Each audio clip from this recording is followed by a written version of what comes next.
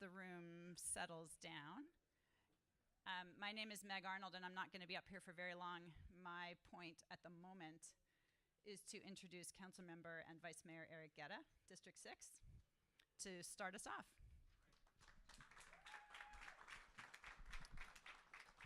All right. Well, good morning, everybody. Can I get everybody to say buenos dias? All right, welcome to Sacramento. For everyone that's filling in, please get yourself some coffee, some banana, and a little bite to eat because we want folks to settle down and get ready for an exciting day. Welcome to District 6.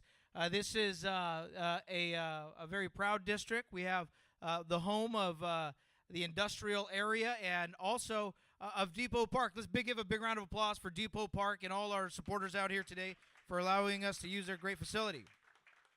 So, today it's exciting for me as not only as a vice mayor for the city of Sacramento, but as a neighbor, as someone who lives right here, my mom is right over the railroad tracks that you guys just crossed over.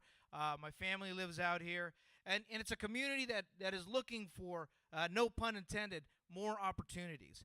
And it's not just this area. This conversation today is not for just District 6, but for the greater Sacramento community. And how do we expand this resource and opportunity for the greater Sacramento region? And I think if most of us have been involved in the conversations lately, either whether it's with Greater Sacramento Economic Council, whether it's the Metro Chamber, whether it's our building industry, whether it's the Central Labor Council or our Building Trades Council, we have realized that our strength comes from the diversity in our region working together.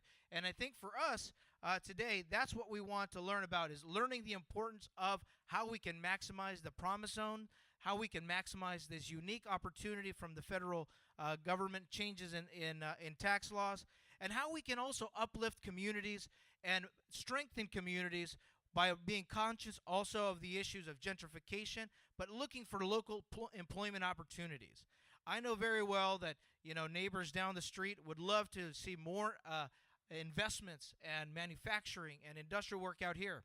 I know also some of our neighbors would like to see more housing and construction, and I even see folks like my old college buddy Steve Cruz over there who's interested in that housing over there. For any Sac State alums here, go Hornets! And for the Stingers up, and for the UC Davis guys, we love you too, because we love Aggie Square that's in here. So those are the unique opportunities that we have here today. I want to acknowledge some of our representatives here that are representing our congressional offices. They'll be up here to speak too. I'm going to start off with Megan Stiles from our home congressional district, the office of Congressman Doris Matsui. Where's Megan at here? Oh, there we are. Yeah, give her a big round of applause. Thank you for being here. And I always butcher your last name. I apologize that. Matthew Sacato from Congressman Ami Berra. Yeah, thank you for being here. We've also got Natalie Vicencia from the office of Assemblymember Sabrina Cervantes. Where's Natalie at? Yeah, over here? Well, we'll give her a big round of applause while she's out there anyways for the Facebook Live audience. We've also got Matthew Easley from Assemblymember Kevin Kiley, also back there. Thank you very much, Assemblymember Kiley. Give him a big round of applause. And last but not least, Peter Ansel from our new senator and former assembly member, office of Senator Ana Caballero. Big round of applause for also for Peter. Thank you very much. As well, I'd like to welcome our Department of Housing and Urban Development, James Strancer. Where's James at here? Big round of applause for James. He's here with the U.S. Department of Housing and Urban Development, HUD. And last but not least, we couldn't do this event without our sponsors, without all our partners here. And this, I think, shows how important it is. So I'm going to try to go quickly as we can with our sponsors. We've got Wells Fargo, Federal Bank Reserves of San Francisco, the City of Sacramento, Five Star Bank, Greater Sacramento Economic Council, the Sacramento Metro Chamber of Commerce, River City Bank, and the River District. Our partners in Power In Alliance here also. Let's give actually the Power In Alliance a big round of applause. They're out here today. Our home area. Valley Vision put a lot of work out here. I see Megan out there. Valley Vision, thank you very much. Give them a big round of applause. Florin Road Partnership and as well. GoBiz, the governor's office, we had an early conversation with the governor's office, and even though they were in transition, they were still understood the importance of making sure that we move this forward. So big round of applause for both past and current administration. GoBiz, big round of applause. SACOG as well, or the Sacramento Area Council of Governments, and the Urban Land Institute. Let's give all our partners a big round of applause. I do want to thank some particular staff, and this staff is involved.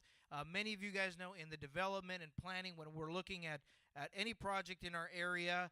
I mentioned Meg Arnold now, but I also want to thank also Leslie Fritchie, Laura Fickle, Christopher or Spike Kelly. Thank you, Leilani Burnett from my office, Coy Saturin. My Chief of Staff, Aaron Teague, and Isabel Dela Cruz. Let's give all the staff a big round of applause. They've been working a lot out here. They're part of our economic development team, our partners in our growth of our region. You guys have done an amazing job of putting a packed house together. Additionally, we'd like to thank our host, again, Depot Park and Cushman and Wakefield. Let's thank them for allowing us to use this space today. Big round of applause. And with that, again, to me, it's a big honor to have everybody here working together to figure out how are we going to make the biggest investment in Sacramento. Not only that, but to get ahead of the country. Because what we need to do is to get ahead of the country. Today, we hope to answer questions, to give our partners questions so they can go lobby, and more importantly, when they go to Congress, that our congressional members are ready to advocate to give us the best strengths. And for that, I want to bring up from the office of Congressman Doris Matsui, big round of applause, ladies and gentlemen, for Megan Stiles, District Representative.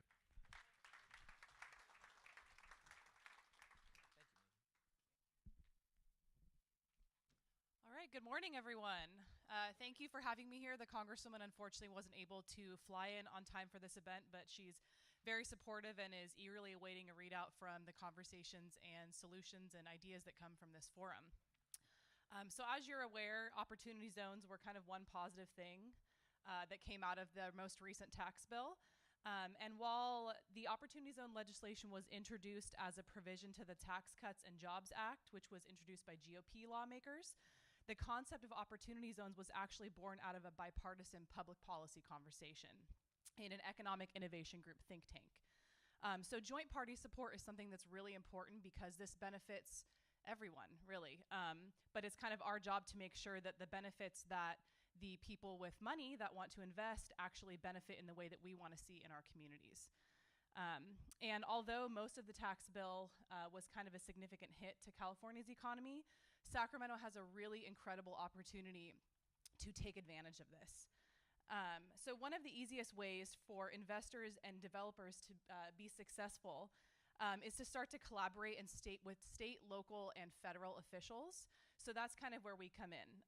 Streamlining and navigating these relationships will help the developers not only get their tax benefits, but also help us curtail what we want to see in our communities. So that's kind of where our job starts. So whether it's making the permitting process easier, providing opportunity zone specialists as resources, or helping local developers streamline state initiatives and local initiatives that are also tax benefits, because a lot of these grant programs and other tax benefits overlap with the same areas that opportunity zones have. That's kind of our job to make sure that developers are able to take advantage of as many opportunities as they can to entice them to come to this area. So again, thank you for having me. I really look forward to, like I said, the conversations that come out of this. They're really important, and I want to thank Councilmember Guerra and also Valley Vision, all the other partners for hosting this forum. So I want to introduce Matt Chicotto with Ami Bear's office, and he's going to give a little background with how the congressman is involved in this as well. Thank you, Megan. Thank you. Good morning. Good morning, everyone. Good morning. My name is Matt, and I'm here on behalf of Congressman Guerra, who's probably on the same flight with Congresswoman Matsui, and we're excited to be here. He started talking about opportunity zones with me about 2 years ago, and the congressman was talking about opportunity zones, and he was describing it, and he was describing as, do you know that feeling you get in our community, that feeling you get when you're walking with your friends and your family, when you see things that we love whether it's the houses and the parks and the art that we have, opportunity zones can make that across the region. Opportunity zones is a chance to make what we love about Sacramento and share that with everyone. Opportunity zones is a chance to share an opportunity for a better community, an opportunity for a better life, and an opportunity for all of us with the region. So on behalf of the Congressman, we're excited that not only you're interested, but you're taking the steps with Valley Vision and Councilman Guerra, and you're taking the steps to make this happen, because this is Sacramento, this is our home, and we're here with you. Thank you. Thanks. So I'm back. I'll be back again at other times in the day. Again, Meg Arnold on behalf of Valley Vision, thank you so much to Councilmember Guerra and to Matt and to Megan. I also want to do a few of Valley Vision's own quick thanks. We had a really strong planning team for this forum, many of whom have been mentioned already, and I really appreciate the involvement of absolutely everybody in making that happen. Could not have done this without that great teamwork, and certainly not as quickly as we managed to do. Valley Vision's really pleased to have helped bring this forum into existence, linking different groups and important perspectives on cutting-edge, regionally impactful issues such as Opportunity Zone is a really core part of what Valley Vision does, and that's why we are pleased to be involved today. Really delighted to see everybody here this morning. I'm also really delighted it's not pouring rain yet, and it's not likely to pour until after we're done here today. I do have some duties about housekeeping to run through with you. I want to make you aware that we are live streaming this on Facebook through Councilmember Guerra's public page. Encourage you to share that if you wish through your own social media. And I would like to ask that the camera in the back, which is disguised as an iPhone on a tripod, has some space around it, and that we try not to stand right in front of it so that it can see all the way to here. We are also audio taping all of the comments today, including all the times I say and those will be available after the fact, synced to whatever is showing on the screen at any given moment, and those will be available through our website at Valley Vision, and we'll send out a notice to everybody once those are up. We do have colored dots on many people's name tags. Those indicate sort of different stakeholder groups in opportunity zones, and so we encourage you during the networking opportunities today to talk to somebody with a different colored dot. Bathrooms are down the hall that way, conveniently past the live streaming camera. And coffee and pastries, as you saw, are available in the hall. Lunch will be out there at noon. We're going to ask at noon that we go this way to the lunch line and come in that way. And there's also a table in the, a room in the back with a number of high tables at it that'll facilitate you putting your plate down and actually talking and eating with people at the same time. And I do also want to add my thanks and appreciation to Depot Park, Cushman & Wakefield, and as well our stellar audio-video provider, Illuminate Production Services, with whom I've had the pleasure of working a lot over the years. So, now I'm really pleased to introduce a special guest,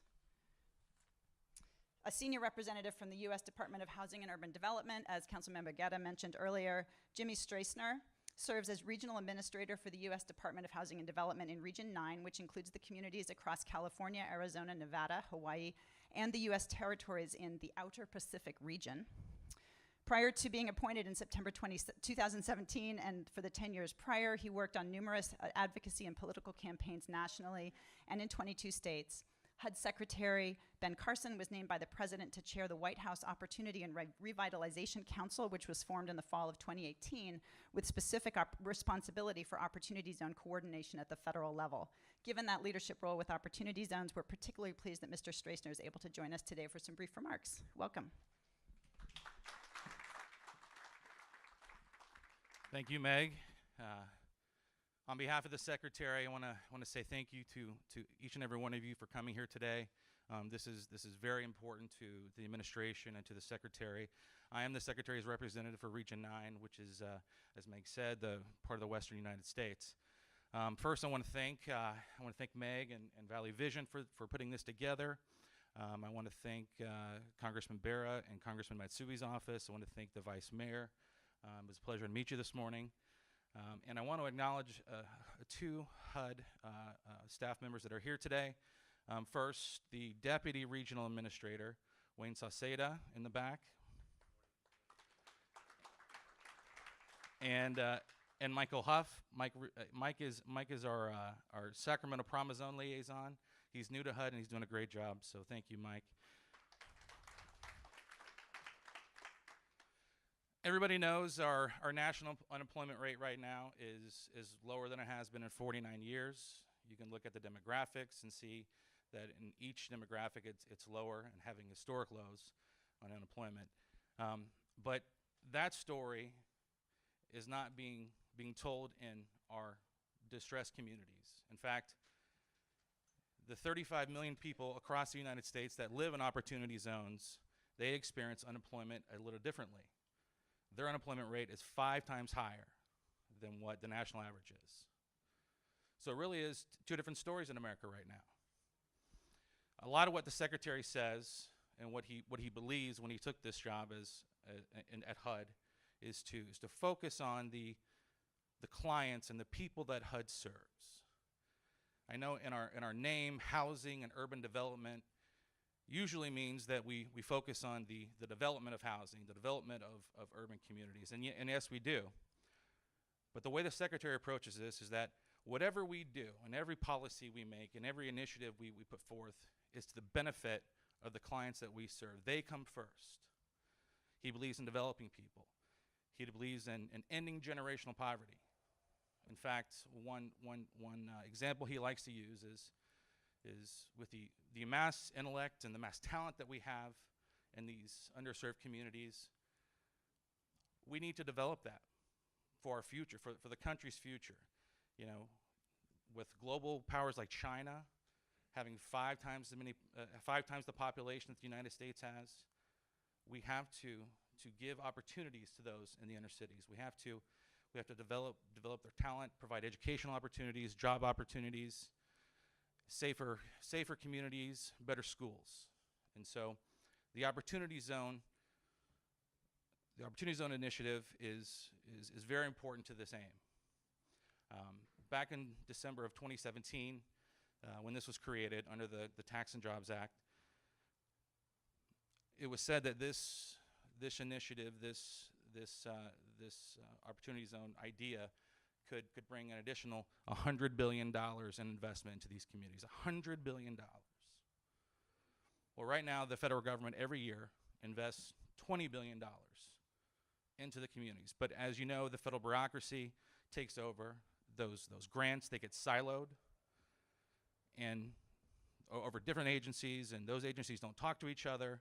And it's incumbent on the communities that receive those grants to use them together. Well, last year, a few months ago, the president signed an executive order creating the Opportunity and Revitalization Council, which Secretary Carson is the chairman of.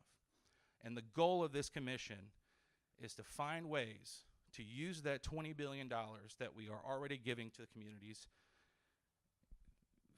to also work in concert with the Opportunity Zone initiative.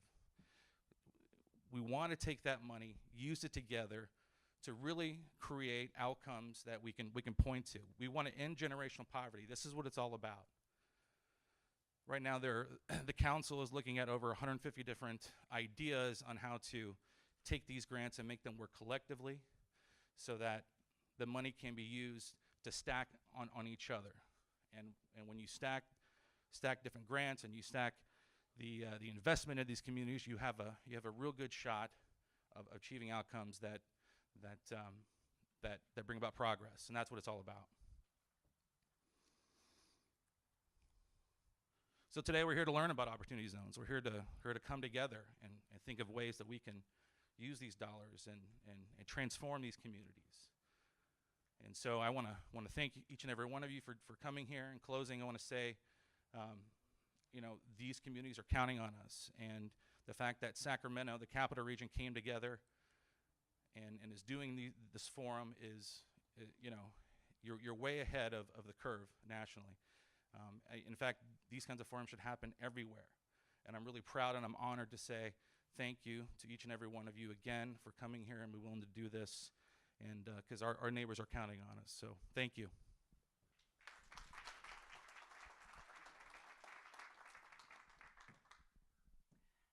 Thank you, Jimmy.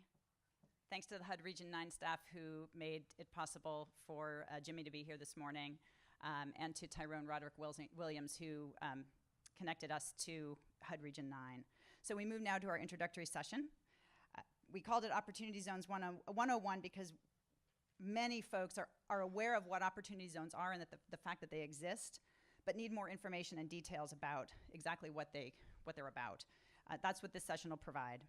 James Beckwith, CEO of 5 Star Bank, will moderate the session. Scott Syfax of Syfax Strategic Solutions and Kevin Wilson of Novogradac and Company will provide the introduction and overview of, as I said, what opportunity zones are and how they work. James, we're all in your capable hands. Thank you, Meg.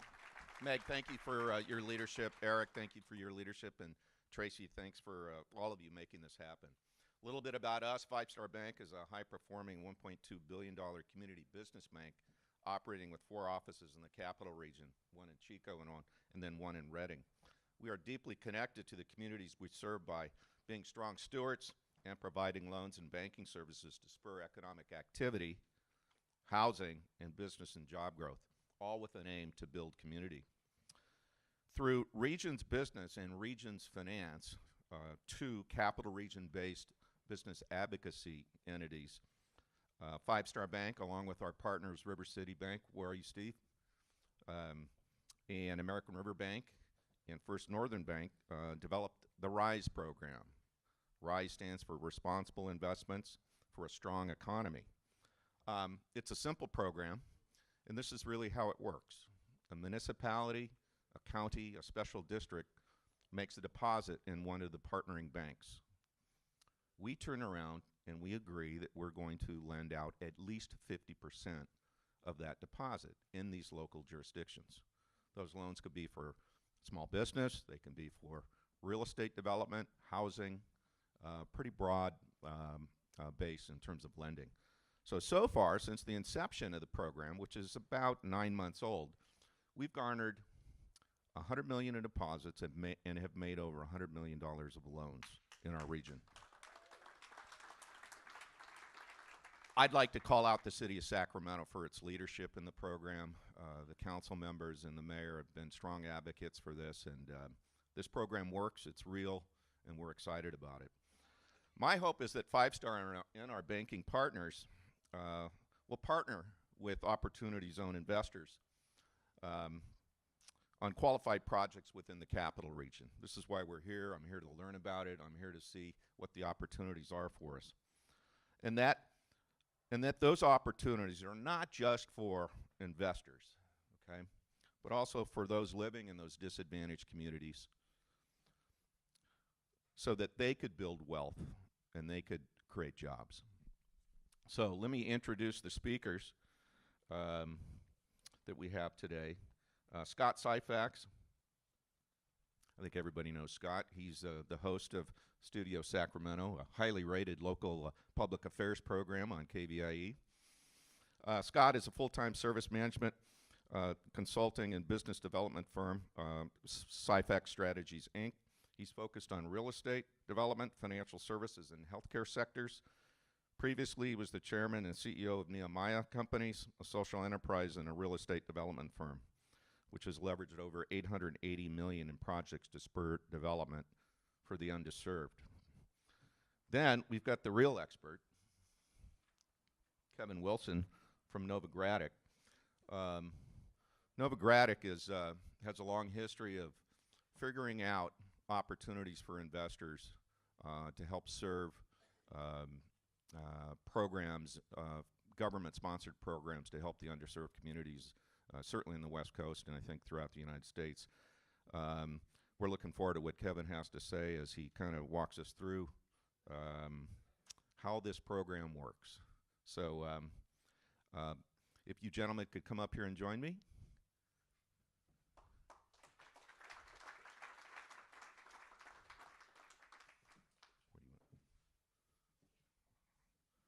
So if you guys could share a little bit about yourselves, a little more than what I said, and how you looking at this program. And Scott, should we start with you?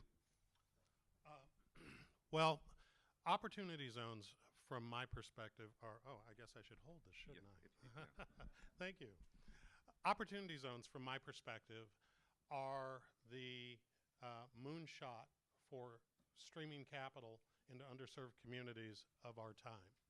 This program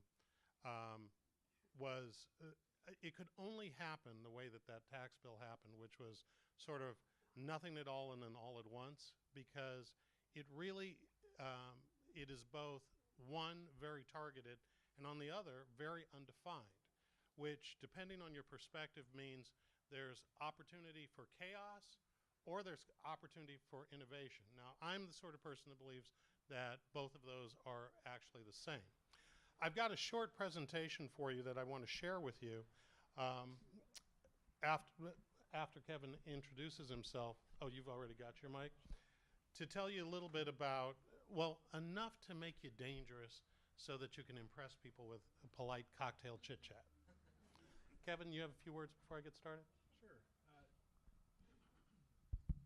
So James was kind enough to introduce me as the expert. Well, I don't know if I'd go that far. I'm the accountant. So I'm a CPA with Novogradic & Company. We are an accounting firm that really, we do a lot of work with community development tax incentives. So we kind of got started around the affordable housing tax credit, and we've developed an area of expertise around other incentives. There's the new markets tax credit and the renewable energy tax credit. And some of our relationships in DC led us to get involved in this opportunity zone incentive fairly early on in the legislative process as it was introduced as a bipartisan bill. So I personally do a lot of work on the affordable housing side, and so I've been interested in how to pair this incentive to help develop affordable housing. And we've really been doing a lot of work just focused on this opportunity zone incentive to flush out these technical issues that really need to be addressed to help facilitate the flow of capital. So I'll let Scott go from here. All right. So there is a sociologist named William Julius Wilson who wrote a book many years ago called When Work Disappears. And it was chronicling the loss of industrial jobs and high wage jobs within inner city regions throughout the United States. We have a situation in the country today, as the administrator shared with us a little bit earlier, where it is that while airports are packed, if you go out to Sacramento Airport, it's packed. If you go into our retail centers, even though Amazon is consuming a lot of that, you see a lot of activity going on. The recession is over for many of us. But for some of us, the recession not only isn't over, they would argue that in some neighborhoods it never began, because their entire lifespan within some of the neighborhoods within our region, it has always been the recession. These communities have their voices sometimes unheard. They need the same things that all the rest of us do: jobs, housing, retail opportunities, recreation opportunities, and really just a chance at prosperity and the good life. But they're behind almost what you could consider physical dams of sometimes people not venturing into the area and understanding that there's potential there. Physical dams, sometimes, frankly, of prejudice, where it is that there's fears about investing capital or locating business within those communities. And so it's sometimes the residents of these areas feel like there's a marching band and a parade going past, but they're not a part of it. Government and charity try to help out, and they try to get resources into those communities. I include many forward-thinking business persons and leaders of financial institutions like Mr. Beckwith. Many of the people in this room, you're among the all converted. So we're sort of speaking to the choir, but it's not enough. The reason is, quite frankly, you can never raise enough tax revenue to address every single situation and creating prosperity in underserved neighborhoods. There's got to be a different way to do this. I like to think of the way that has been underutilized is to think about how we get capital into areas. And that's where this program comes in. think of capital as a river, and that capital flows, okay, through our communities. Unfortunately, for some of us, it's almost like we're on an island in the middle of that river, and it flows right past us. And we have no way to connect that river of capital that's going to other locations to produce goods and services, but it never reaches the communities that need it most. The opportunity zone, for lack of a better sort of visual, is like a pipe that can connect into that river of capital and connect it to those underserved communities that need it most. In doing so, they can green those neighborhoods and bring in that investment and hopefully create those entrepreneurial activities that not only bring jobs and investment, but also create a sense of place and allow the people that have lived in those communities to start to build better lives for themselves and their families. So let's talk for a minute about how these programs actually work.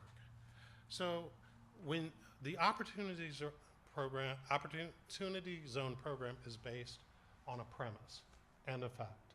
The fact is, according to the Federal Reserve, there is $65 trillion worth of potential capital gains that could be invested in Opportunity Zone type investments that is currently sitting on the sidelines.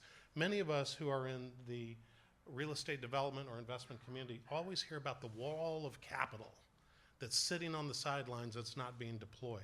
Well, this is a way of taking a discrete amount of that wall of capital gains from investors, and really getting it into the places that it's needed most. So what happens is an investor, whether it's an individual or a corporation, has a capital gains event.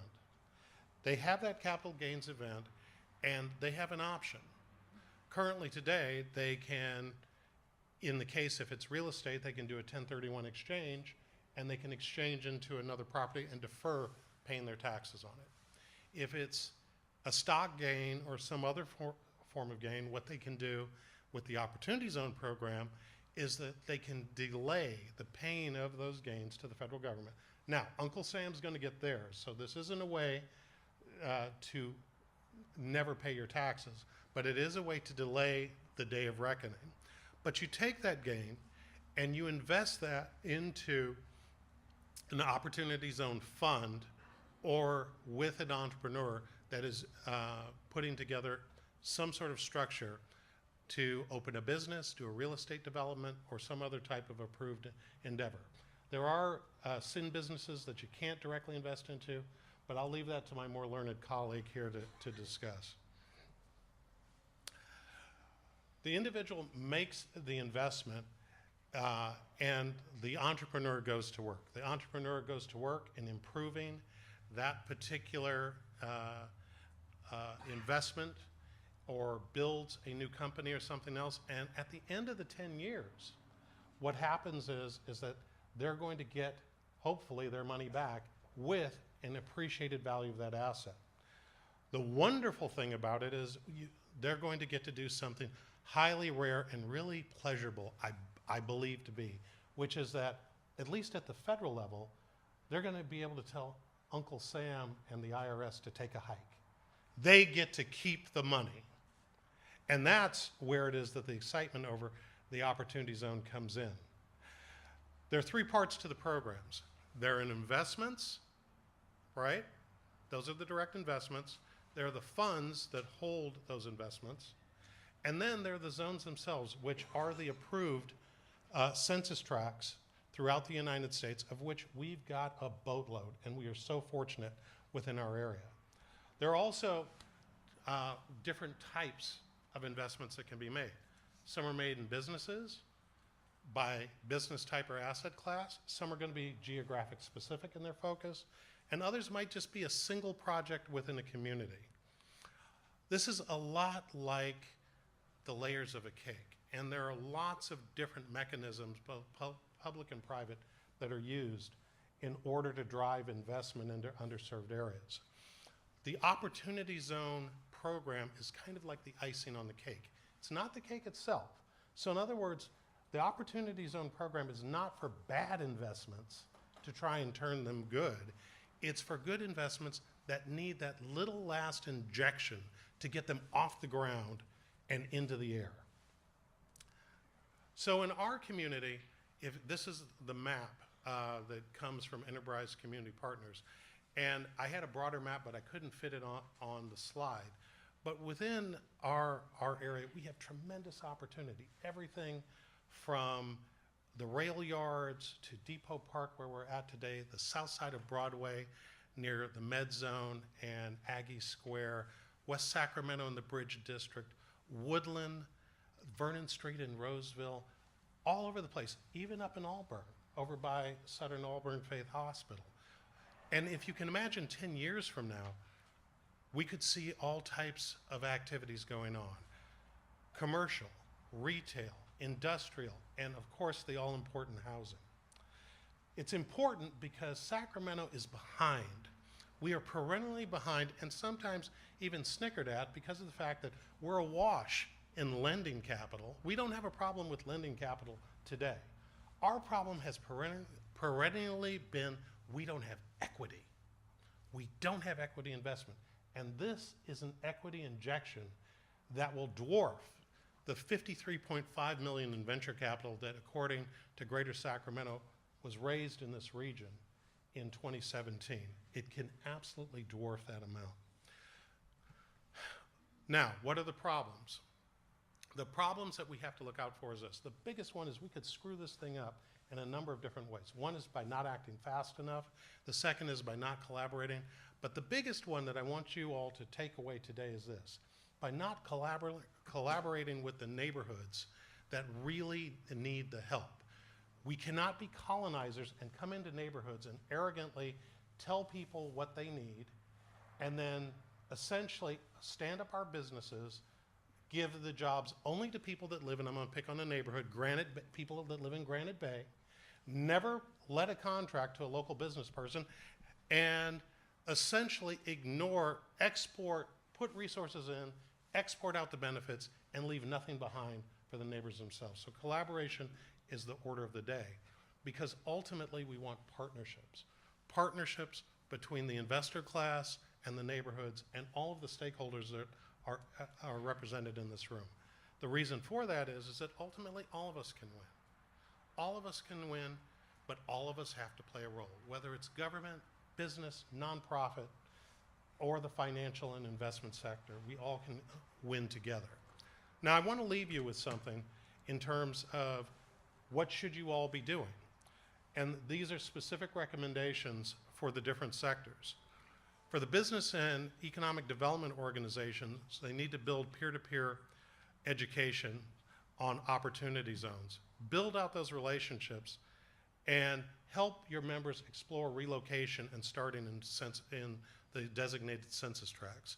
One thing I want to say is a lot of people in this room are probably thinking of this as a real estate development program, but there's as exciting a story on creating small business and business development for just commercial enterprises. For government, I want to ask you all a question, and just a quick answer, which is this. Who's in charge governmentally on opportunity zones in this region? Nobody. So I don't care whether it's SACOG, I don't care with all the heads of economic development get together, I don't care if the mayors get together, but government, step up to the plate, because right now, from my perspective, you're not leading. We need collaboration, and somebody's got to be in charge of using their convening power to bring together the various stakeholders all across this particular slide. Financial institutions, one of the things that they need to push for, and we all need to support them, is that for financial institutions, particularly banks, that they get CRA credit and that their regulators definitively say that they are going to get credit for helping to act as catalysts for opportunity zone investments. Civic investors, I want to give you a model for Sacramento that made us first in the nation and really a help. And that was that a lot of entities invested in Golden One Center and getting the Kings to stay. That model could be brought together again under some sort of fund to do the catalytic pre-development work. Finally, in philanthropy, our philanthropists and our regional foundation and other philanthropic foundations are the unleveraged asset that we've got to use in connecting potential investors to opportunity zone projects. The reason is, ultimately, if we do this right, we can all end up in the winner's circle. Thank you very much. Thank you, Scott. Kevin, you want to share some thoughts about how this program works from a technical perspective and give us your firm's sense of this? It'd be great.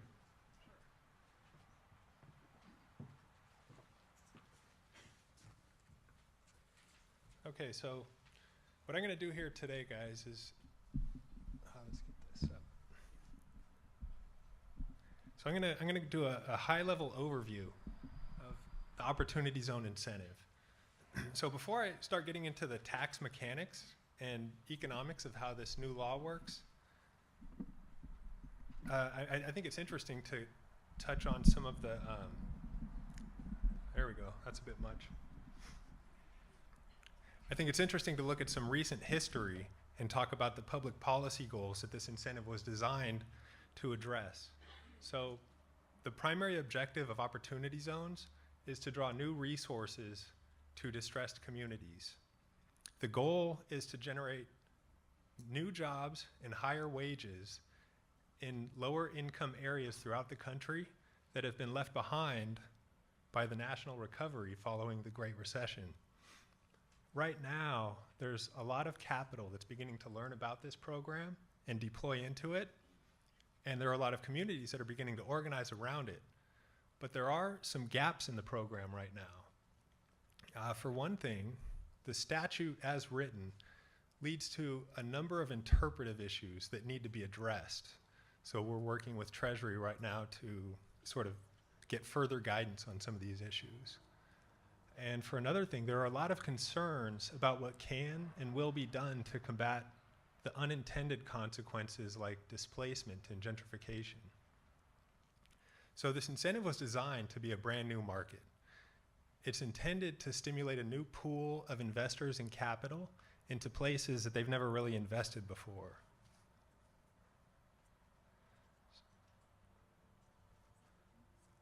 Let's see. Here we go. Okay. So this slide here shows a snapshot of Economic Innovations Group's Distressed Communities Index. So this is a heat map that shows the economic divide by census tract based on 7 characteristics. Note that the dark red areas represent distressed communities, while the dark blue areas represent prosperous communities. So when you compare these communities based on these characteristics, what makes those dark red areas so different from the rest of the country is while the rest of the country has been growing, that growth has failed to reach those distressed communities which have actually been losing jobs and businesses over the past 15 years. And when you look at what this looks like across time, what makes the last decade so different is that if you look at the 1990s, you see roughly 50% of US counties contributing to growth, whereas now that number has been cut in half, and we see roughly 25% of US counties contributing to growth. So it's not just that the country is growing slower, it's where the country is growing is a lot different. In the 1990s, rural areas accounted for about 1/3 of the growth, whereas now small town and rural areas contribute none of the growth.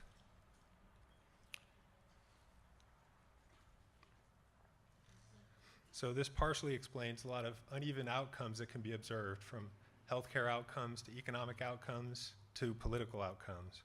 So when you see these trends of this extreme inequality, which leads to all sorts of other repercussions, while at the same time, the capital markets have never been stronger.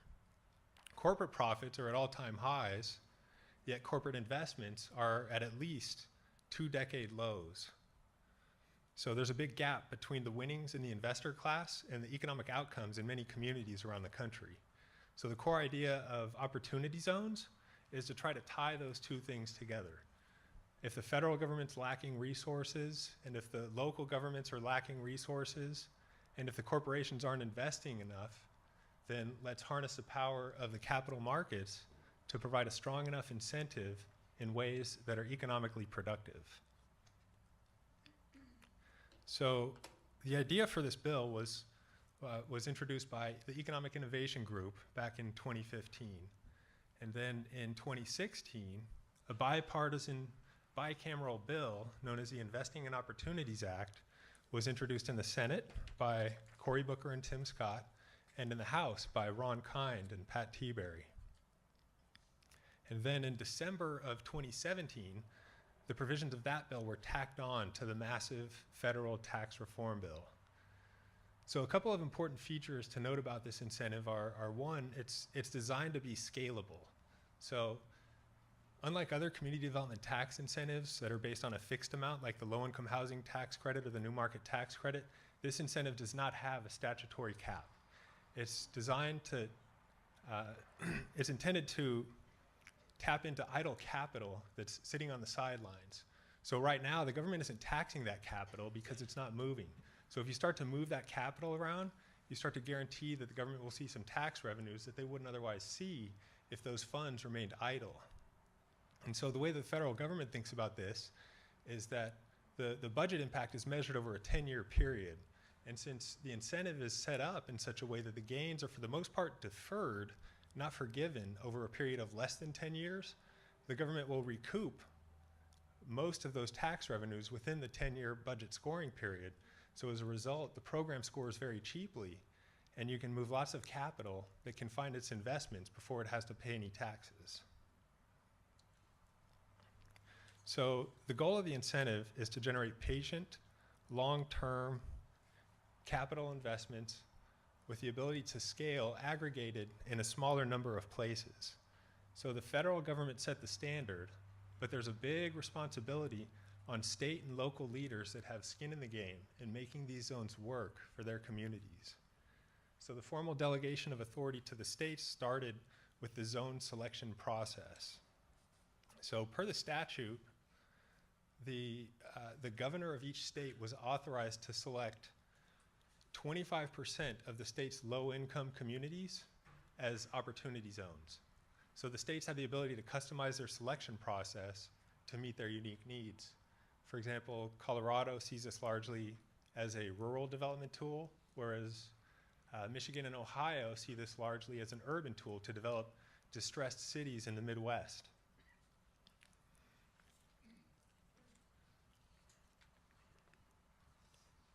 So that zone selection process is now complete, and as a result, approximately 10% of the country is now an opportunity zone.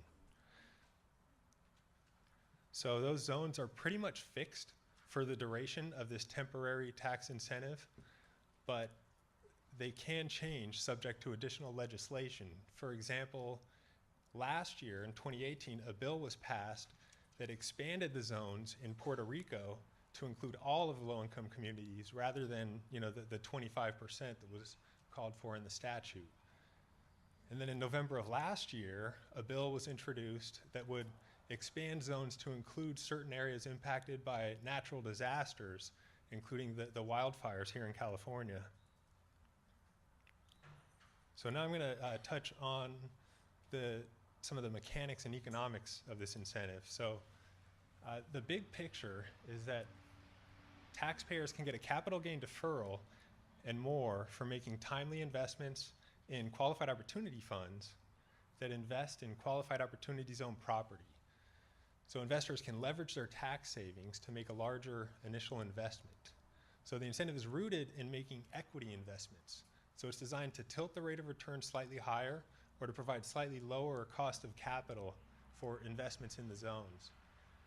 In general, eligible businesses will be businesses that are looking to either substantially improve property in the zone or invest in new property in the zone, rather than businesses that aren't planning to invest that capital. So the opportunity zone incentive really can be broken out into 3 tax incentive benefits. So the first is gain deferral. Investors don't have to pay tax on gains upon sale. Taxation of those gains is deferred until December 31st, 2026, which is a fixed date in the code. The second benefit is partial forgiveness. So if the investors hold on to their investment for certain periods of time, up to 15% of that original deferred gain can be permanently forgiven when they pay in 2026. And then the third benefit is forgiveness of additional gains. So I call this the 10-year hold feature. So if an investor holds on to their investment in the fund for a period of 10 years, then any additional gains that are generated by that investment will not be subject to tax. So here I'm just going to walk through, this is kind of a simplified example with some numbers. So we're going to assume that an investor generates $1 million of capital gain, and then that investor within 180 days invests all of that gain into a qualified opportunity fund. So and then that qualified opportunity fund then invests that capital in qualified opportunity zone property. So then after 5 years, they get a partial forgiveness of 10% of the gains that they invested. No taxes due yet. That's just a partial forgiveness that will be accounted for when they do pay their tax. And then after 7 years, if 7 years passes before 2026, which in order for that to happen, the investment has to be made in 2019. So if 7 years passes, they get forgiveness for an additional 5% of their original invested gain. And then on December 31st, 2026, the remaining $850,000 is taxed, and they get a step up in the basis to the full amount of their investment. And then after 10 years, if the investment has appreciated at roughly 6.5% per year, and they have an additional $1 million of gain, so the investment's now worth $2 million, all of that gain is not subject to tax. So here, this is an analysis here that gives an incremental benefit analysis of the opportunity zone. So what we're doing here is we're using a baseline 6%, an investment that has a 6% after-tax internal rate of return with no opportunity zone incentive benefit. And what we see here is the incremental benefit at various points in time attributable to opportunity zones. So the primary benefit prior to year 10 is a result of leveraging the tax savings for a larger investment. So, if you had $1 million of gain, 21% tax rate, if you didn't have the incentive, you would only have $790,000 to invest and earn that 6% return on that $790,000. If you have the full $1 million, then you earn that 6% on that higher amount. Now, if you hold on to it for 10 years, then all of that new gain, that 6% year-over-year return, will not be subject to tax. Kevin, thanks. Sure. We're going to open it up for some questions. Okay. Everybody get that? Deferral of capital gain, and if you hold on to it for 10 years, you don't get taxed on that incremental increase in the value of your investment. Heck of a program. Now, this deck is available, I believe, right? Like everything that's presented today, and that's a great example, Kevin. So thank you very much. So I'd like to open it up for questions in the audience. Clarence? Given what Scott said about the need for innovative creativeness in this program, I'm concerned that the time frame that we're operating under is pushing us more to doing the type of deals which you would call low-hanging fruit, classical deals. Right, we're looking at those as real estate deals right now as opposed to operating businesses. Whereas the type of investments that I think was in the latter part of Scott's presentation, where we get more collaborative involvement included, are not necessarily sitting on the shelf with a ribbon on them ready to go. So to that extent, I am just wondering, given the educational aspect that is going on now, to what extent might there be an opportunity to push Congress towards trying to extend these timelines? I don't know if extending the timeline is really something that's being discussed, more along the lines of if this program does end up demonstrating success, it's a temporary incentive right now. There's a sunset in the code. If it does show signs of working by that time, and there's political will, maybe they would do an additional tranche. But Congress is focused on this. Several members of Congress sent a letter to Treasury last week, including the co-sponsors for the bill, and they identified 5 key concerns, including some of these timing-related concerns. So they are working on it. Kevin, just when does this sunset? December 31st, 2026. That's the date when your can't do invested anymore. gains become taxable. But you can't. And that's really the last point in time. Well, sunset for an investment. right. When- So technically, I think if you have gains December 31st, 2026, the statute gives you 180 days to invest. So maybe June 30, 2027.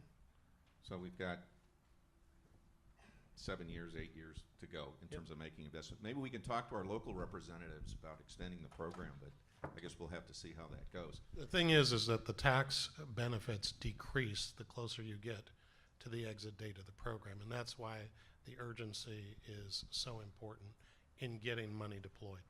Great. Do we have any other questions? This young man over here.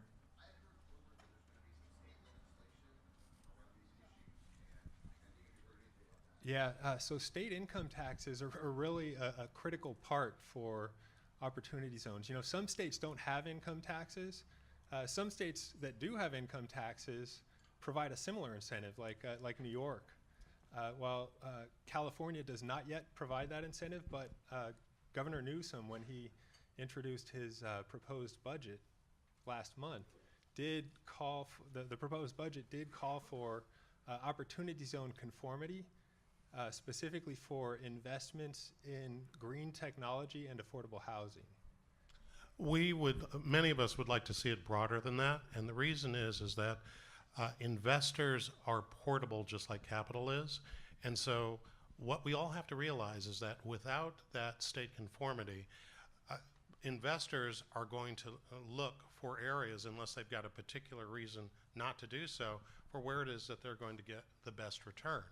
And if California's nonconformity means that they're paying in excess of, I believe it's 13.2%, on top that they don't have to pay in, say, Nevada or New York State or wherever, capital will more naturally flow to those areas rather than to our own. Well, and what compounds that is, the dynamic of how the state income tax laws work is an investor out of state, in a state that does provide this incentive, may still be able to invest in opportunity zone businesses in California and qualify for these benefits because their investment in California will be taxed in their home state.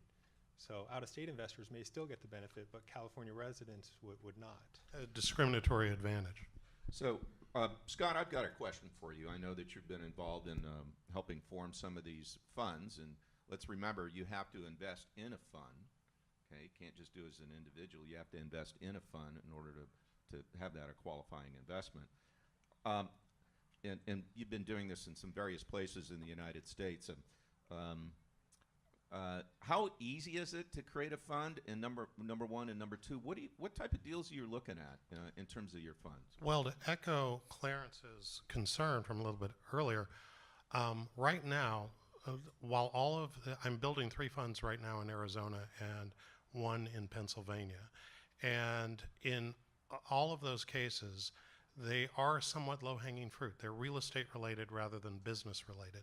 So we're trying to actually get the catalytic movement on business investment to support that real estate investment.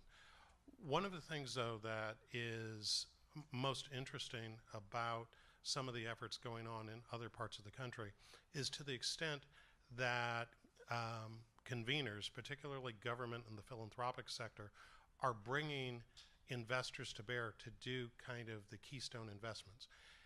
Back east, Prudential in Maryland is investing $77 million into an investment in an opportunity zone fund in a low-income area. In states, some of the other states are actually stepping up with their own capital to prime the pump. Great, thank you. Kevin, this is a question to you, and it was really kind of spurred by some conversations I had with John Burgess earlier regarding what's left in terms of Treasury's action. We were lucky enough to receive a pretty big final guidelines about a week and a half ago for our pass-through entity. So what do they have to do and to really kind of finalize all these rules, or is it almost done?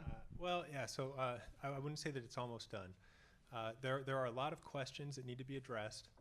In October, Treasury did release what we're calling the first tranche of regulations. So though that tranche addressed a number of issues, but there are still a lot of other issues that we're working on.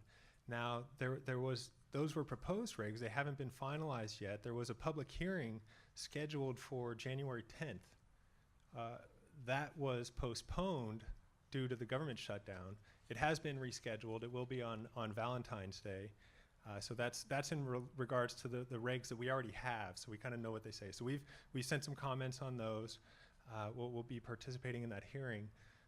We are expecting an additional, we're expecting one or maybe two tranches of additional Treasury regulations.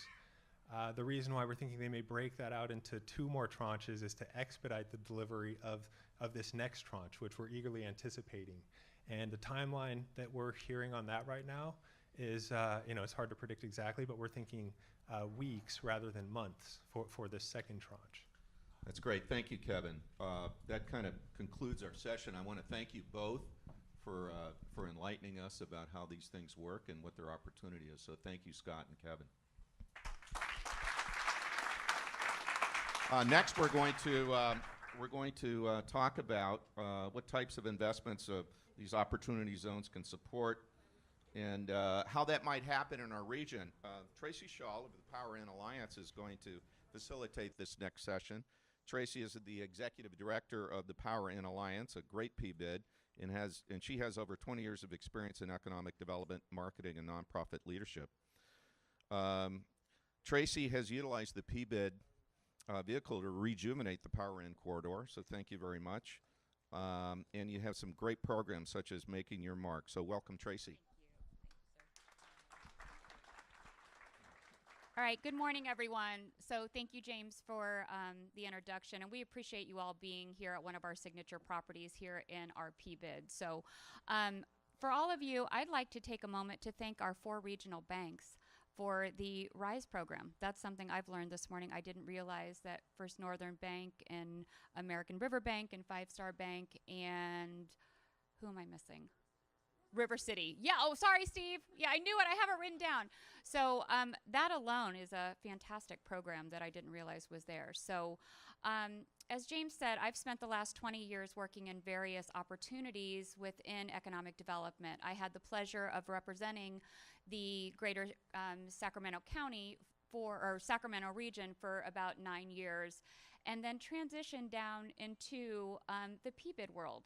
And for those of you that don't know what a PBID is, I encourage you to find out, particularly after what we just talked about in Clarence's question in terms of finding those local champions and how do you identify projects that would be able to utilize this investment. We oversee 1,300 acres in the southeast quadrant of the city of Sacramento. And Scott prefaced this comment in terms of talking about manufacturing and the importance of industrial jobs. For us, it is a mission, and it is something that we take very seriously every single day in terms of we have some of the highest paying jobs in this region with our manufacturers such as Procter & Gamble, Mitsubishi Rayon, HP Hood, just to name a few. Having said that, we are surrounded by some of the poorest neighborhoods, not only in our region, not only in our state, but in our country. And so to have the Promise Zone designation next to an employment center as significant as ours is really one of the most unfortunate things. And so we have really taken this to heart and have made this an initiative to figure out, and we're working very closely with Councilmember Guerra's office on this, to be able to find employees for our employers so that they don't have to drive across town, and that the employers who are struggling when unemployment is as low as it is, there is no reason that we shouldn't be connecting the dots between those residents living in a promise zone. So with that, I'm going to invite my panelists up today. And so we are very, very fortunate to have the group that we do. And our hope with this project, this section of the day, is that you're going to get an opportunity to hear from various ways, a couple projects specifically, but then also just started to kind of think and get your brains flowing and ideas going about how can we, as the Sacramento region, really capitalize on this. We're a little behind. There are areas that most certainly have been working on this sooner than we have, but we are ahead of a lot. So how do we make this the opportunity zone, the opportunity that we hope it is? So with that, I'm going to invite up our panelists. So Ryan DeVore, our Community Development Director, come on up. So Ryan began his career as an engineer and an entrepreneur. He owned a small business for 8 years. I've known Ryan a long time and did not know that until his appointment as the city's chief building official. DeVore pioneered the Sacramento Streamline Initiative, which has reduced counterweight times, decreased plan review turnaround times, and automated many of our building permit processes. So thank you, Ryan. Come on up. I think I'm gonna invite everybody to come up. If you don't mind, I'll do introductions, and then we'll kind of do that. So Elizabeth Myers, Liz, is a research analyst with the Greater Sacramento Economic Council, GSEC. And in her role, she focuses on developing business analytic processes. Thank you, Liz. We are happy to have that, as well as research to help support, streamline, and drive economic growth in the Greater Sacramento region. So thank you, Liz. Tyrone Roderick Williams is the director of, hi Tyrone, good morning, is the Director of Development for the Sacramento Housing and Redevelopment Agency, SHRA, and is also Director of the Sacramento Promise Zone. He has spent the last 20 years successfully leading a multi-million-dollar, large-scale, holistic, comprehensive revitalization totaling in over $750 million. So thank you, Tyrone, for the work you do on our community. And last but not least, Mr. Denton Kelly. He is the managing principal for LDK Ventures LLC, an entity that he formed with his father, Larry Kelly, with a focus on value-add real estate acquisition and development opportunities in the Western region. Mr. Kelly is currently an owner of McClellan Business Park, and prior to joining LDK Ventures LLC, Denton worked as an equity research analyst for Besant Capital, a global micro hedge fund in New York City. So thank you. Welcome all. So with that, we're going to get started. So Ryan, can you talk a little bit about, we're going to start on, I think, one of the issues that is going to be very important, as we also talked about the timing on these projects is going to be critical. Not only do we have competition from other census tracts in other states, but we are starting a little behind. So how are we, as the city of Sacramento, going to help our people get through the process? Thank you, Tracy. Yeah, so I'm here today just to assure you of the city's commitment to the development process, to a timely and predictable development process, and then to review with you some of the streamlining measures that we have in place to ensure that things go quickly. We understand that there, just hearing today, I learned a few things. There are quite a few hurdles that and steps that you need to go through. Understanding that, we hope that our part of the process makes it just that much easier, that once you get into the planning and building permitting process, that you can count on a predictable timeline so that you can meet those regulatory requirements that are being discussed today. So, I want us to work together. If you are participating in this program, we want to know as soon as possible so that we can start aligning our resources to help support the work that you're doing. I'm going to walk you through just briefly each step in the process, and then some things that we're doing to ensure that it goes quickly. So we do have in the planning process, which would be where you would start with the city. We have performance measures there that require that we get a staff level decision within 30 days, a director hearing decision within 90 days, and then a commission level within 180 days. I'm not aware of any other jurisdictions doing things that way. So we're very aggressive with our timelines so that you have a decision on those more discretionary review processes. Then we have a flexible development code which allows for increased heights or reduced setbacks if a community benefit is provided. We have concurrent review with the building permitting, so if you wanted to get into your construction documents sooner as the entitlement process is advancing, you can also submit to the building group as well. We have actually really predictable hearings with staff support. If you work with my team and you gain the support, going to hearing is often, very often successful in the discretionary process.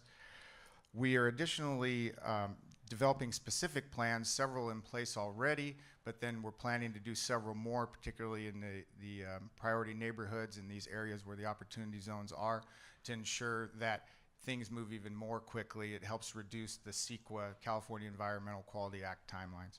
Then into the building group, if the project's $1 million or more, you're assigned a project manager immediately who will help facilitate the process, provide guidance to you along the way in the development review process. We also have fee estimates available. If you would like us to give a custom fee estimate, we can prepare that for you. Our plan check timelines are met 98% of the time. If we're not going to meet it, we call you. We can cut the timeline in half with an expedited review fee. We offer meetings with the plan checkers if you need it, electronic plan check to avoid even coming to the counter to submit your plans. We can work with you via PDF. We have a pretty robust system, large 60-inch monitors to manage all that. And then next day inspections, which we show up 98% of the time. We call if we're not going to make it. We have surveys throughout our process to evaluate how we're doing. We have phased permits, which if you're running out of time, you can pull a piece, a demo permit, an underground permit, or a foundation permit, so that you can get moving on your project more quickly. And then finally, we have a fee deferral program and the SKIP program. We participate in the statewide community infrastructure program. So both of those allow fees to be deferred either until occupancy or for 30 years in the case of the SKIP program. So those are the kind of things we're doing. You know, we've been working, my team and I, over the last 5 years to really tighten up the process so that it's timely and predictable. You know what to expect and you move quickly through. Thank you. Thank you, Ryan. I would like just 1 second. I'd like our economic development folks with the City of Sacramento just to raise their hands. We've got Denise Malvetti and Melissa Aguiano, Rachel Hazelwood. Am I missing anybody else? Leslie, where's Leslie? Leslie Fritchie as well, who's been instrumental in this. And so. Stacia Cosgrove from my team, Okay. principal planner. And then I'd also like just to acknowledge, because I think one other partnership, Ryan and his team, we work very, very closely with them. And if you are engaged with a representative, you know, within the Economic Development Department or your PBID, you've got a really good contact and the ability to help work through a project. So thank you for your partnership. So, all right, Liz, you're up. So Liz has the most fun part of the entire day. She gets the interactive tool. So we are very thankful and fortunate that GSEC has taken on this opportunity to showcase where these regions are and properties within them. So with that, go ahead. Thank you so much for having me. Oh, it's not up yet. So my name is Liz McFarland, and I manage the research team at Greater Sacramento Economic Council. For those of you that don't know about our organization, our main focus is to bring businesses and increase jobs in the Greater Sacramento region to help boost the economy. And we have many tools that we use as we do this work, and a lot of research and analytics goes into this. We have many businesses coming to us looking at what type of labor force and talent we have, what type of degrees are coming out of our universities. And a big part of this is, and a big cost savings that they can have in the Sacramento region, is our properties. So we do have lower property costs in many cases, especially for companies moving out of the Bay Area, which is a great, thank you, selling point for the region. So what we've done is we've worked with a couple companies, one called ESP Planning and Real Massive, and they've come together with us to help us look at all the regional properties, industrial land sites, office spaces, and scrape that data off of public websites so that we have a comprehensive tool that we're able to find properties and places for businesses looking to relocate to our region. So that's what I'm showing you here, and this is currently in beta testing mode, meaning we're still gathering information, so we're about 35% there as far as our properties go, but we continue to work towards that, and we'll have a launch of this in the coming month that I'll share the information with you after for. But we do want this up and running as soon as possible so that our communities can begin to utilize this tool to find properties within not only the opportunity zones, but across the region. So I'm going to do a quick demo here just to show you. Are we up? Yep. So this is the landing page for the site. And as you can see, it has an outline of our entire region. And right away you see that there are quite a few properties in there. We're currently at about 2,031 properties, sites and businesses alike. And what this tool allows us to do is to add layers into this of investment incentives, businesses, and demographics so that we can really pinpoint the types of properties that businesses are looking to move into. So to jump right into what we're all here to talk about today is opportunity zones. So part of what this tool allows us to do is to look at the incentives and layer that into our area. So I can come in here, click on federal opportunity zones, and it populates the area with all of the layers and census tracts that are federal opportunity zones. So coming back to the search, what this allows us and community partners to do is to really narrow in what businesses are looking for. So for example, say we are looking for a site and we want that site to be between 1 and let's say 10 acres. And we want a commercial site. Bear with me. So what we can do is run this search, and it gives us 2 results. And give the map a second. And coincidence being, both of those sites are in the Power In area. So we can take a look at these sites and scroll down here and see what 2 sites that fall within that opportunity zone are available and whether they're for sale, for lease, or what type of investment needs to go into them. So another great thing about this tool is as you click into each one of these, you can narrow down into the map and see what the area looks like, what type of neighborhoods, industrial, or other development is around. And you can also really narrow into demographics, wages, talent, and housing to see all type of information around this development. So I happen to put this one in, so the contact information is myself. But in most cases, we get this information from area brokers, and you can come to this site, find a property or business that you're interested in, and directly contact the person that is in charge of that business or property. So to go through some of the details here, if the person was interested in labor force, say, they're interested in this property, they want to see what the labor force is in this area. All you have to do is click this tab, scroll down, and it gives you an interactive chart on what type of establishments there are, how many there are in the area, the total employees that are housed within this area. Some other features are demographics, which is something that's really important, especially in these days for companies coming in and looking to establish a business here. They really want to have a diverse set, somewhat young population to work in their businesses. So this is another place where you can come in and look at the age distribution of the population and really get some more details on the property that you're looking to invest in. Consumer expenditures are another layer that we can put into this. And it really tells you, it breaks down what type of expenditures are happening across this area that the property is located in. Some things very important to businesses are wages.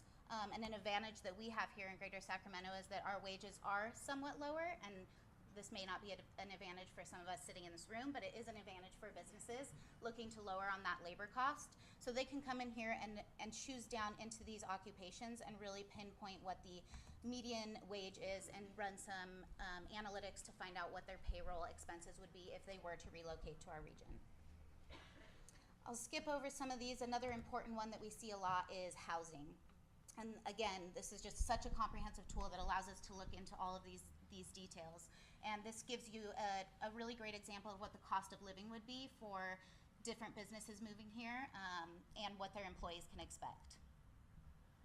So that's a pretty brief overview. This tool does have quite a lot of other layers that you can factor into it. I'll really quickly show you an example where you can look at different businesses. So say you were looking at businesses that had as much as 100 employees. You can run that search, and it will populate the map with all of the businesses that have that characteristic in our region.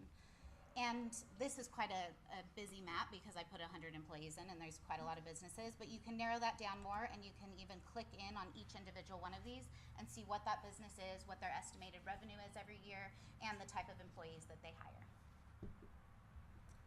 There are a few other different interesting layers that you can put into this map, such as demographic data that layers into the background.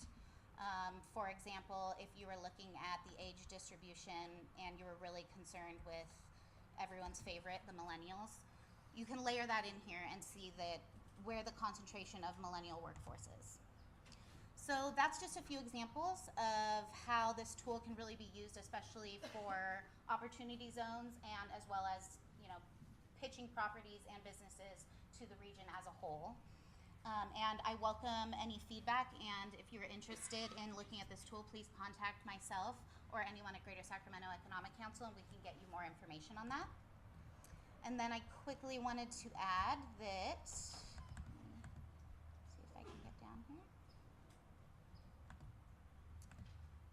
We do have a launch party coming up. So if you're interested in learning more about this tool, I think I figured it out. There we go. Friday, February 15th at Downey Brown on Capitol Mall, we're going to have an event from 2 to 4 where we have the people that actually built this tool from the ground up coming. They'll give a presentation and we're going to have a little networking lunch afterwards. So I welcome you to join us there, and please feel free to contact myself or my manager, Daniel Casey, with any information on this tool. Thank you. Thank you, Liz. Quick question for you, Liz.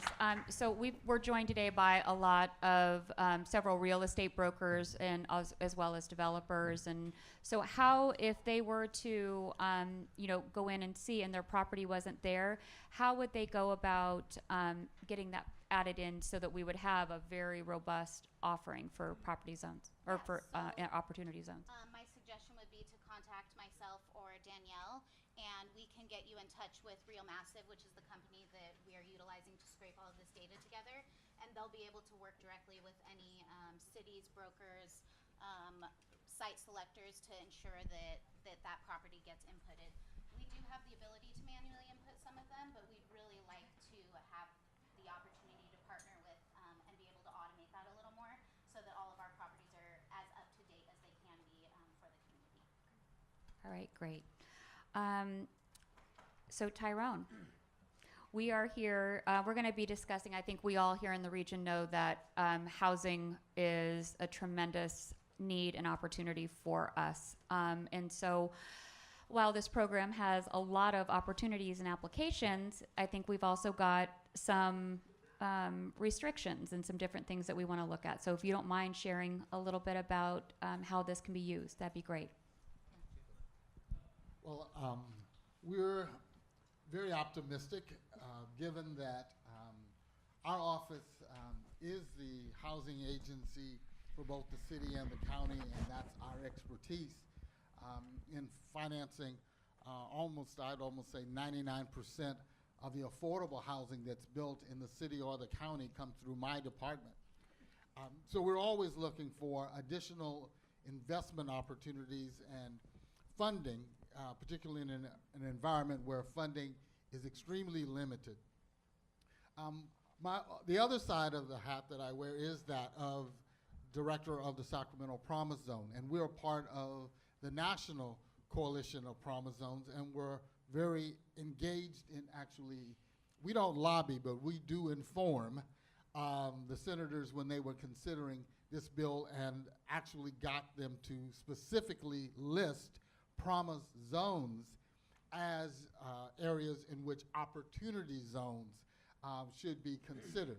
And working with the city and the county, we've done a relatively good job of including a number of the opportunity zones in the promise zone. If you're not familiar with the promise zone, I would encourage you to go to our website, sacramentopromisezone.org.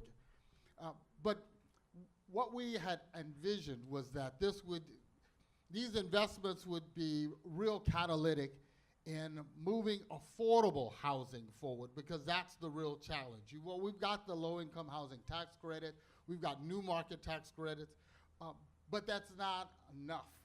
And we're constantly limited by how much we can really leverage. So we were hoping that this could really leverage a lot of investment on the affordable side. What we've been able to realize is that that's a little challenging, because most affordable housing is financed for 15 years at a minimum. That means then that there's not a lot of profit to go back and pay off the debt prior to that 15-year period, which creates some real challenges for affordable housing developers. I understand that we've got representatives from LISC that will be coming in a little later on, but we've been very active in conversations with LISC and Enterprise, the National Development Council, so that we could be at the forefront of the discussions. So where we are is that for this particular opportunity, as we see it, the 80-20 deals, and that's where you have 80% market and possibly 20% affordable housing, probably are those kinds of housing projects that may be able to produce the kind of revenue that then could be able to operate within that 10-year or less repayment period. And so Sacramento has really not been a city where their 80-20 deals were even possible due to the rents not being able to support that. But given that we're emerging and rent levels are increasing, on one side that's good. For those who are being forced out, that's not something that really is helping. But from this perspective, we really do see that that's really where we're going to be looking at. And because we are open and available for any developer who's looking to have any affordable housing component as a component of their project, we want to talk to you. We want to talk to you now. We already have a long line of developers, experienced developers. There is no shortage of housing developers in Sacramento. There is a shortage of funding to get the housing done. Our pipeline is full, but our pipeline is clogged because of the lack of housing. So if you are looking to invest in housing that will help the neighborhood progress and be an inclusive mixed income development, we want to talk to you. The other aspect of what we do is, as the director of the Promise Zone, we're not limited to housing. We're focused on holistic neighborhood revitalization.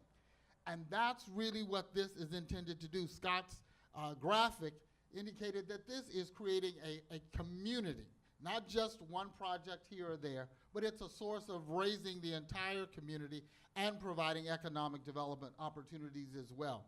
Because of the Promise Zone, we, on a weekly basis, are having conversations with federal agencies. The Promise Zone has been able, in less than 5 years, to leverage or bring in $150 million into the Promise Zone. Many of that overlaps our opportunity zones. We know how to collaborate. We know how to partner. We've got over 150 partners now. So if you're looking to invest in small businesses, we're partnering with PBIDs. And so we're working with Department of Labor, the Small Business Administration, the EDA, the Economic Development Administration, and looking at how to leverage federal funds that then could support those private investments as well. All right. Thank you. All right, and we're going to have a Q&A session as well, because I actually have some questions for Tyrone as well. So, and last but not least, in terms of model projects, we have a very small piece of land next to our downtown. Yeah, go ahead. And so Denton, all kidding aside, we actually in the region have the largest piece of infill property available next to any city core in our rail yards. And I think we all recognize the importance of getting this project off the ground. And Denton and Larry are doing an awesome job and with all of their partners. So with that, take it away. Thank you very much for having me today. So we've done a considerable amount of work on this, as you can imagine, given the rail yards is one of the larger infill projects in the region. Well, probably the largest. It is the largest. I'll just go ahead and claim it. The largest infill project in the region, darn it. And we're in an opportunity zone. So by virtue of that, we've done a lot of homework. And so how do we best take advantage of this newly formed federal structure for the benefit of development, economic development, and the rail yards? A few conclusions that have fallen out of that exercise over the last month, I would say, working with our basically our council back in DC that's focused on this. It doesn't work well for financing infrastructure. It doesn't work well for financing land ventures. So, if, for the sake of the rail yards, if we needed money for infrastructure, capitalizing land venture, things like that, it does not work. So, but what it does work really, really well for, which we're very excited about, is really any form of new vertical development. So there's some basic thresholds of, I think it's like 50% increase in your cost basis is like one of the thresholds you have to hit within a 31-month period after the capital is deployed. Well, that doesn't work well for coupon clipping retail centers or things like that, but it requires projects that need a lot of capital improvement, which basically is development or a very heavy rehab. So I would tell you that with great confidence, we'll be raising a majority of our capital over the next 6 to 7 years for our vertical projects, whether it's multifamily. We got a 11 to 1,300 parking stall garage that we'll be building for a central parking structure for the project. The central shops redevelopment, probably a limited service hotel or two by the time Kaiser opens. A majority of that is going to be funded with opportunity zone capital. Now, at the end of the day, the one thing I would tell you that the gentleman from Novogradac did a great job laying out kind of the economics and what are the economic benefits of an opportunity zone and how does that translate into an IRR. So at the end of the day, in 10 years, you might get 200 basis points. You might of benefits. So a 6% return is now an 8% return. Well, what I would tell you is that these projects have to pencil on their own merits. This isn't some silver bullet that all of a sudden some project that was making a 1% return, now someone's going to go build it because they have some sort of a tax-deferred benefit. This isn't the late 70s, early 80s when, thank God, when we had 70, 80, 90% tax rates and we had 15% interest rates where people were basically investing in real estate solely for the purpose of tax shelters, which created a disaster and eventually the RTC. This is not that, thank God. However, it is enough of a benefit that we should all pay attention to it.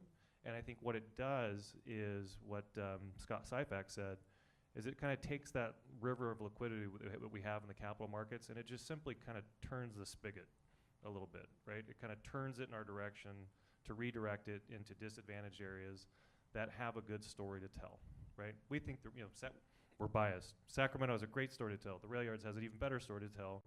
And we really want to redirect as much of that capital into the rail yards as possible. And we've been having a lot of conversations to date with various sources. And one of the things that I think James said, not to point you out, in the last panel, was that you have to invest in opportunity zones through a fund. And it's kind of like depending on how you define it, it's kind of a yes and a no. And what I mean by that is individuals can invest directly in projects under the opportunity zone fund structure. It's just simply it's a tax form designation. So all of a sudden you form an LLC, you hit you check a box on your tax form, you have your own little opportunity zone fund that you're through your LLC that you're investing. So it's not to say that you have to invest in a discretionary fund with 100 other investors that are going to invest in 10 different projects. And so the way we're looking at it, because we think it's a lot more simple, elegant, it disintermediates the kind of the capital deployment where we're not paying some fund manager a fee and then that investor's having we get our take, the fund manager gets their take. It's a more efficient deployment of capital to go directly to the investor that has the K1, that has the deferred capital gain need. So we're spending all of our time talking directly to individuals to take advantage of this. So that can be through high net worth wealth advisors, that can be through family offices, that can be with just personal relationships that we have with high net worth individuals. But that's how we're attacking it. And that seems to be the way the market is generally going. I mean, if you're a person that had a $50,000 gain and you just want to diversify it and put it in a fund, that's fine, that can work too. But as a real estate developer, and for that matter, for a high net worth individual, what makes the most sense is direct investment in real estate or businesses. I'm not very privy to that. So what else do we have? The types of projects we think make sense are, since it's a 10-year hold, is that things like multifamily, parking structures, limited service hotel, things that have really durable income, good store of value, minimal retenanting costs, minimum retenanting risks work really well. Because the reality is, if I went and built an office building and I got a 10-year lease, but I also have a 10-year investment term to hold it, at the end of that investment term, the building could go dark. I could lose the tenant, right? That's kind of a tough investment story to sell. So the way we kind of look at the office is that might be a little bit more challenging given the tenant role profile that you have in office. But again, multifamily, hotel, limited service, parking garage, things of that nature, we think have a great story. And at the end of a 10-year term, you're going to have a much better return. And specifically in the rail yards, where we've always said this is a generational investment asset, not just on the land, but on all the vertical. Well, in order to recognize the long-term value of the project, wouldn't it make sense to kind of wait that 10 years? Kaiser's built, soccer's going to be built, right? And then we'll also have the central shops up and going. So the true value proposition of the rail yards is not going to be recognized in 3 years or 5 years.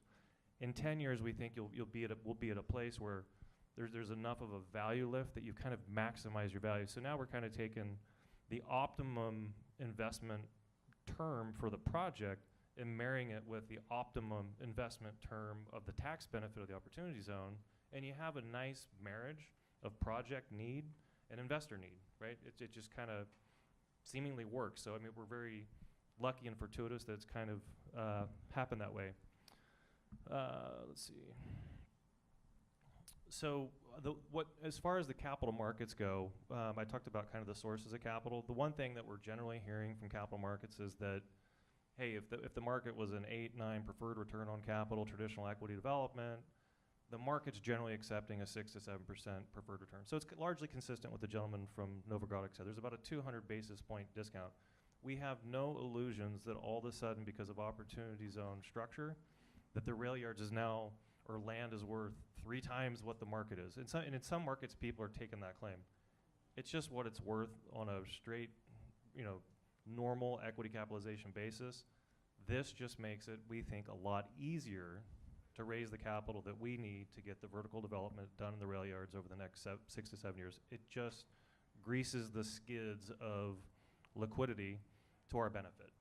But no way are we, illusion that we're somehow going to mark up things to benefit from that. The other thing I would say is that certain investors may need liquidity in year 7 when the Uncle Sam tax comes due. Our focus is generally on people where they don't need it. They have enough wealth and liquidity that if they invest this and in 7 years the tax comes due, they just say, let it roll, we'll pay the tax with our other liquidity. Because you don't want to put yourself in a position or a pickle where you then have to sell the asset, or you force higher leverage through a refi that's maybe not prudent. So it can work either way. We just think it's more prudent to find the people that have the liquidity to pay the tax in year 7 without the money they have invested, and then let it roll all the way out to year 10, year 11, year 12, then monetize the asset, get the full benefit of the capital gain deferral. As far as what can, I'd say the state do, what can municipalities do? Ryan kind of touched on it, but I'd like to underscore it. From a local municipality perspective, timing, reliability, and accountability.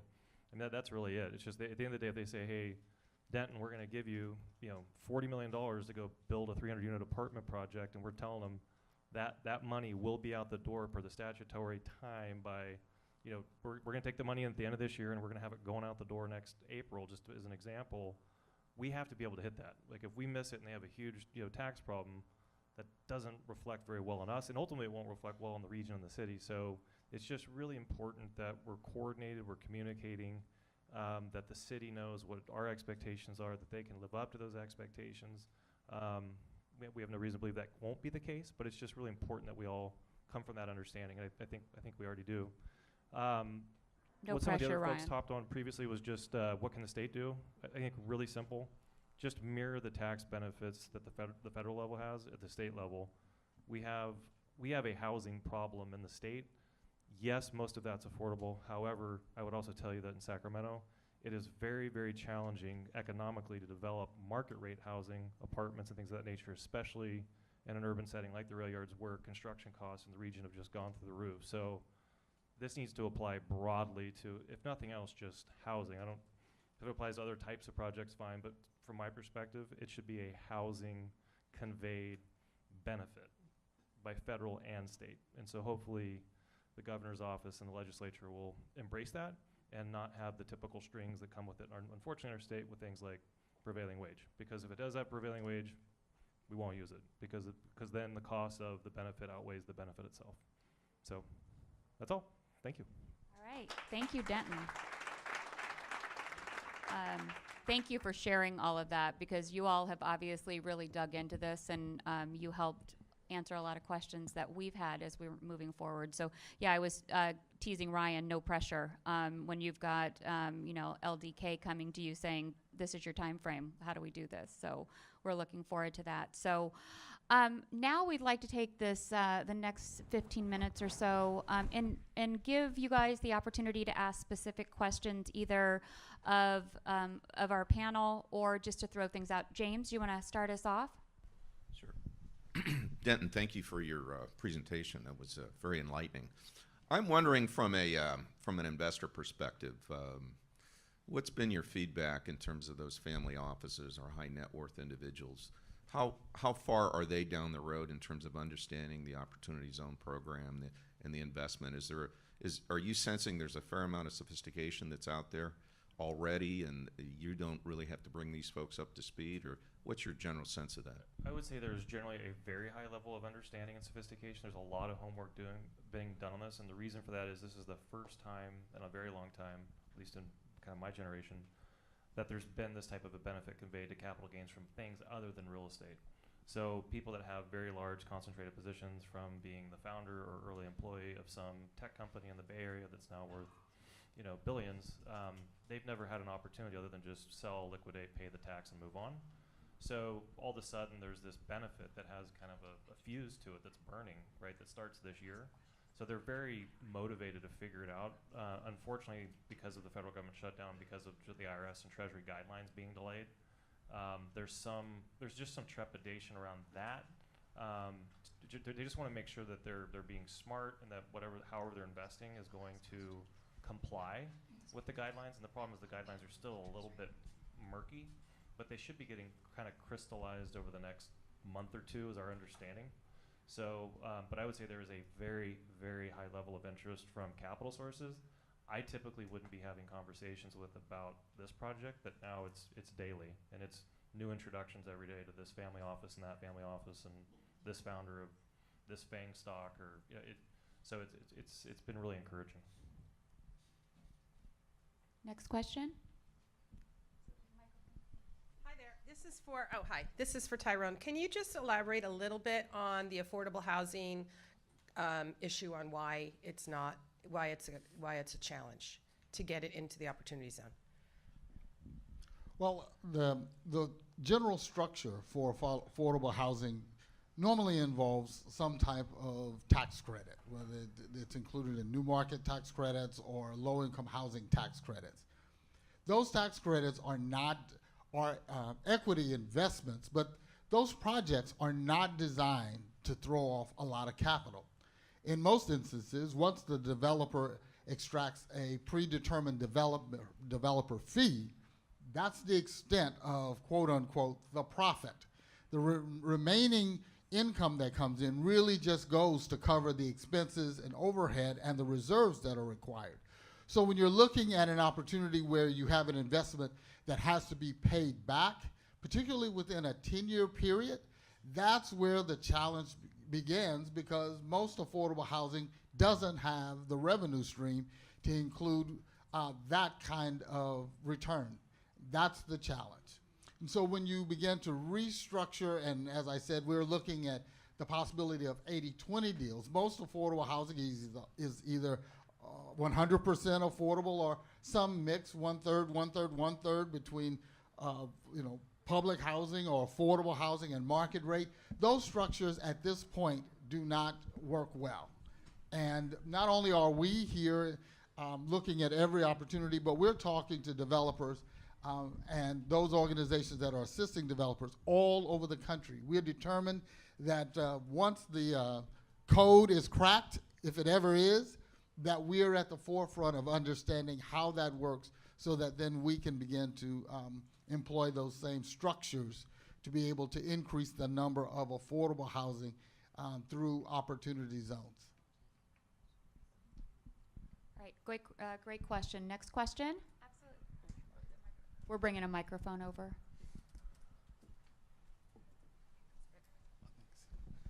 Hi, this question probably for the whole panel, but has there been some thoughts around doing apartment condo conversions? Because that's a great opportunity, it's lower cost up front, plus it gives an opportunity to increase affordable housing for folks and also increase tax base.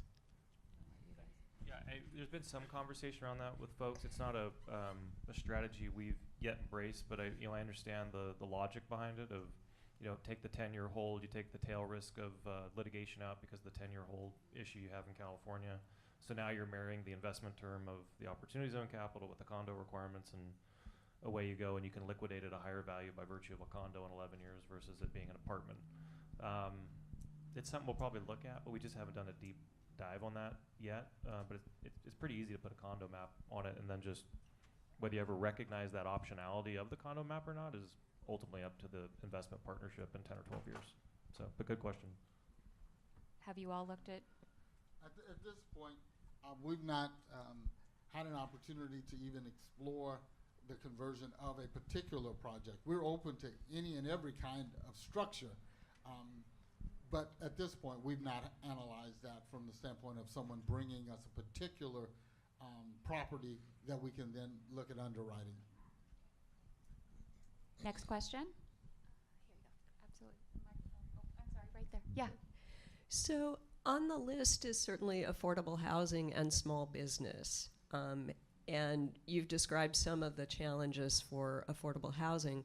I guess the question is, even for an 80-20 deal or for small businesses that fit in some of our more distressed communities, how does that really work given the market has not wanted to invest? There isn't a belief that people want to live there or necessarily want to create a small business there, or the size of the business is small enough that it's not generating much return compared to something like the rail yards. So how does this region think about that? Yeah, why don't you? Yeah, I think Because our activities really span from the northern part of the city all the way down to the south. What we found is that there are very few places where people, quote unquote, do not want to live.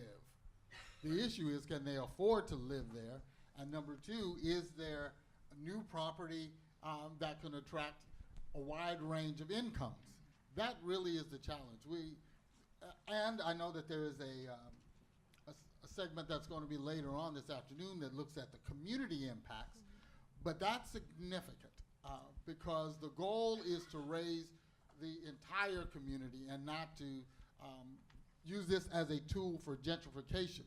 But the more that we see those kinds of projects and opportunities, then it's all the more important that early on the front end that we have those hard and discussions, because it could lead to that if it is not well thought out and well planned and there's not community input.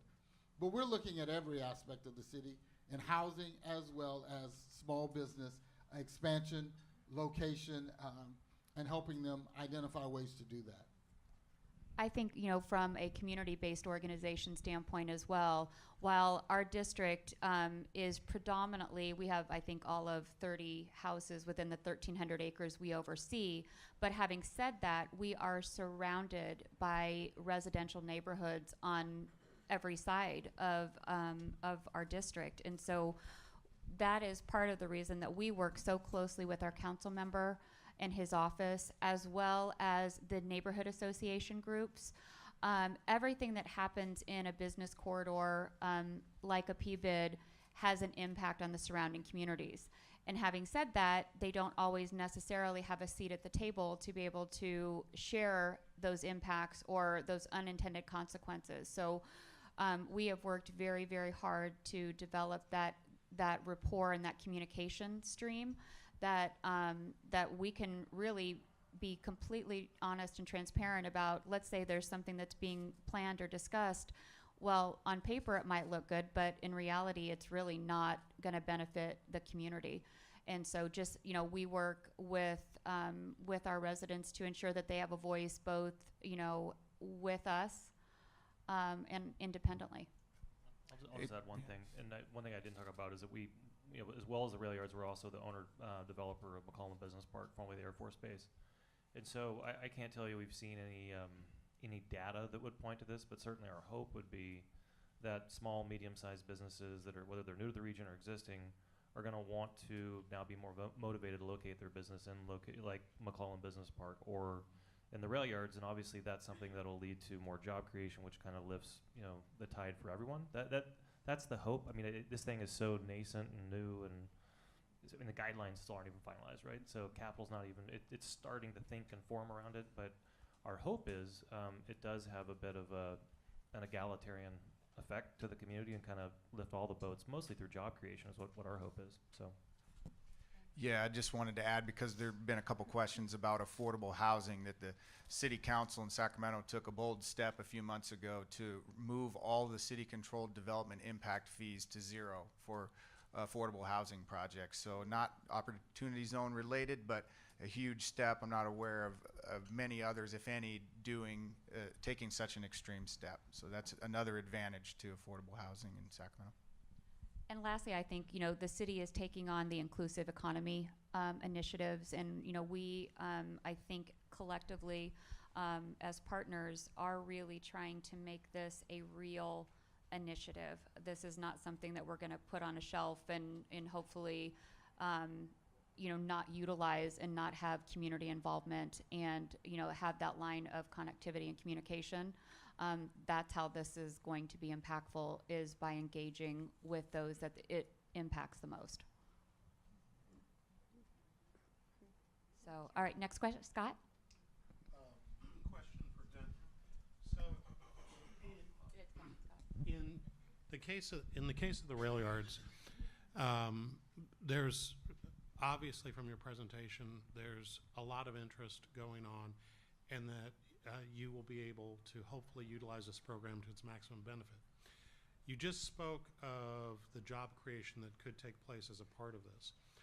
How are you anticipating balancing taking advantage of the opportunity zones of financial gain components, and at the same time ensuring that the more community-related and neighborhood supporting activities take place without undermining your value proposition to your prospective investors? Sure. That's a tough question. Thank you, Scott. I think at the end of the day, the way we look at it is kind of, the rail yards is one big project, and we have a lot of individual projects that we have to finance, which spans the spectrum of housing, hotels, the central shops, adaptive reuse, which is a huge undertaking. We have a very large affordable housing obligation associated with the project as well. So our hope would be that we can somehow, one, leverage this program to somehow help on some of the affordable, if there's a mixed income component or something like that. Again, it's not a silver bullet, but does 200 basis points of IRR help move the needle on maybe a financing gap or something like that? Sure, it helps. I don't necessarily see some sort of a gentrification risk of kind of undermining the value proposition to the broader stakeholders in the community at all.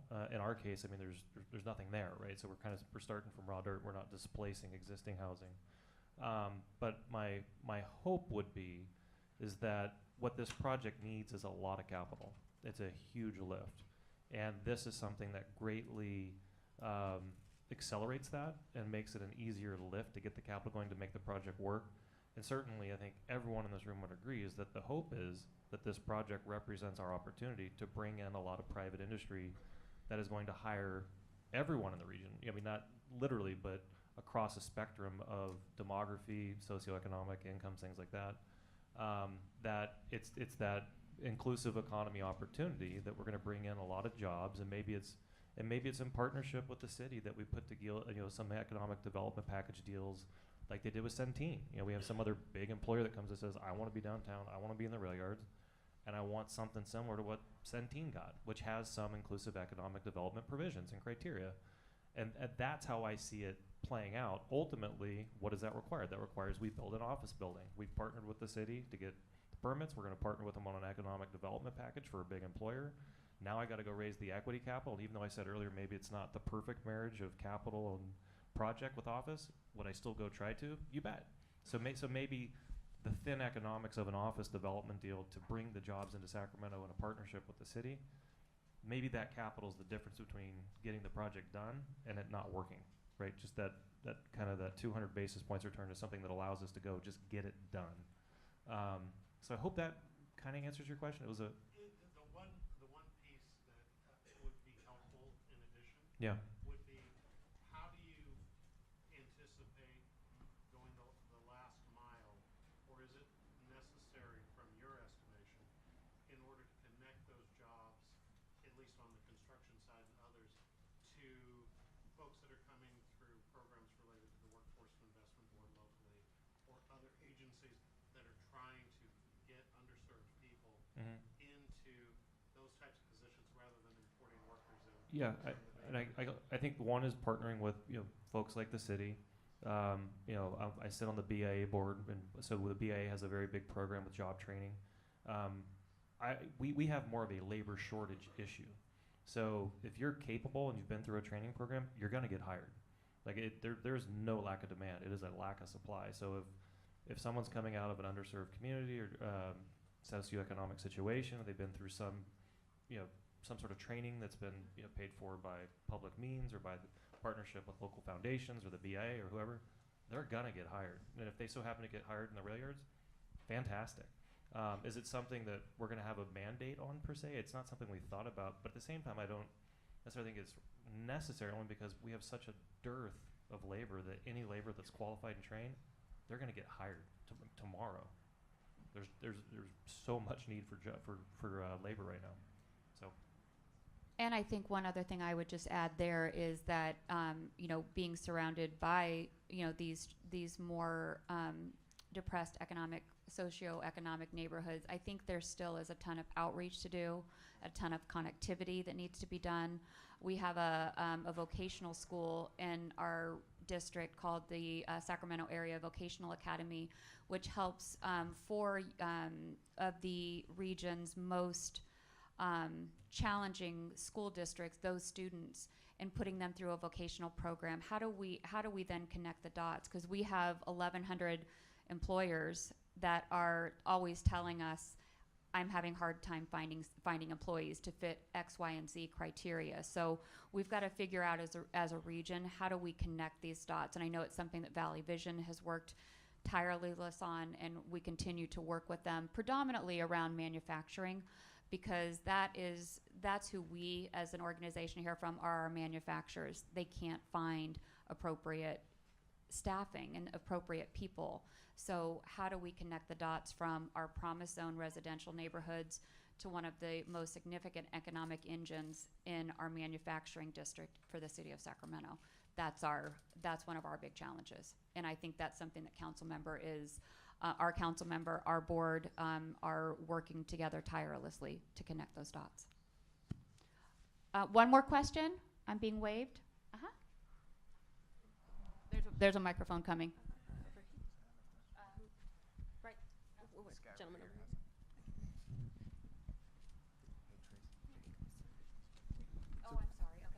So quick question. So what are we, I know we're talking a lot of things about affordable housing, but it seems like there's a gap in conversation around what are we doing for our veterans. There's tons of veterans out there that are either homeless or working that don't have affordable housing. Can anyone speak to what we're doing to support our veterans? Well, because part of my work includes the housing authority for both the city and the county, we oversee the housing choice voucher, better known as VASH, as it relates to veterans. It's Section 8 for veterans. We've just gotten the award for having the highest placement and issuance of vouchers of a housing authority of our size in the country. And so we've been very aggressive around looking at ways in which, from the public housing side, we can provide housing for our veterans. That is a classified category that has preference. But in addition to that, the very fact that we've been working very closely with the VA and being able to help veterans, not only single veterans, but veterans with their families, be engaged in helping to find housing. So our agency is totally committed to doing everything we can and using every resource, both through the city, state, or federal, to help veterans. In addition to that, we're also looking at ways in which we can support through the Promise Zone businesses hiring veterans. And so it's one thing to have a house, it's another thing to be employed so that you can maintain your home. And as we look at partnerships with companies and economic development opportunities, veterans, as well as currently homeless individuals, are always at the top of that discussion. And we're partnering with different agencies that are doing the training so that veterans could be hired as well. All right, thank you. One last question. I'll open this up to the whole panel, but originally, Mr. Kelly, I was listening to your presentation, and you alluded to the concept of setting up opportunity zones and reaching out to high net worth individuals. And I was just wondering if you had any concern around taking the risk of maybe isolating minority-formed opportunity zones, and if not bringing them to the table to discussion.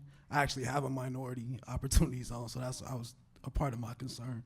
But do you have a plan for community buy-in to ensure that the other side of the beneficiary, which is the community, actually benefits or from the rail yards or from the other projects that you have coming up? Sure. So one, I have to get your contact afterwards, so I have that source of capital to talk to.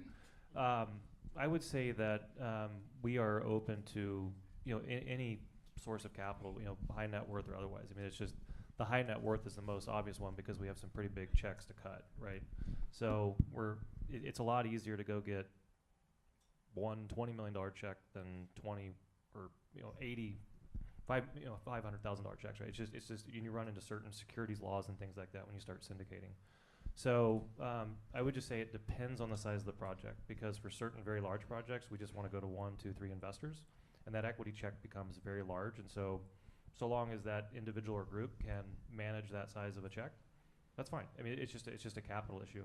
But we are more than open to talking to anyone in the community that has an interest in somehow being a part of the rail yards investment or otherwise. But as far as the community benefit, we have a set of entitlements, right? We have to live within those set of entitlements, and we have to get that project financed and built within the parameters of those entitlements. Those entitlements have a lot of community stakeholder buy-in, and there's a huge process involved with that an outcome of that was an affordable housing obligation and certain neighborhood facilities and police and fire and all those things. And so there's huge community benefit to this project by virtue of the process we went through and the entitlements we got done. Now we just got to get it financed and built. But at the end of the day, we're open to talking to any sources of capital that have an interest in investing in the rail yards. And if that happens to include yourself, let's talk. So. And just briefly, the city is working on an economic development and neighborhood-based planning strategy right now. We're forming a team to be more active in these areas where the opportunity zones are present. Things like setting up specific plans so that it's easier to do development there, engaging the community at a more granular level to understand some of the needs and infuse resources. So that'll be coming in the next couple months, and we'll be requesting some resources through Measure U to help provide more connection to the communities. So thank you all, and thank you all for the great questions.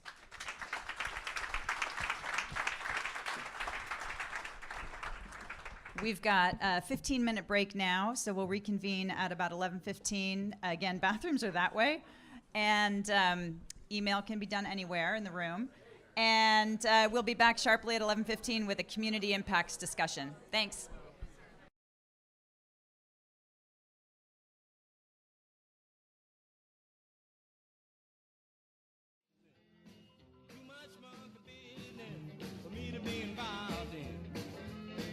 Talking to me, trying to run me up a creek. Say you can buy it, go on, try it. You can pay me next week. Too much monkey business. Too much monkey business. Too much monkey business for me to be involved in. Blonde hair, good looking, trying to get me hooked. Want me to marry, get a home, settle down, write a book. Too much monkey business. Too much monkey business. Too much monkey business for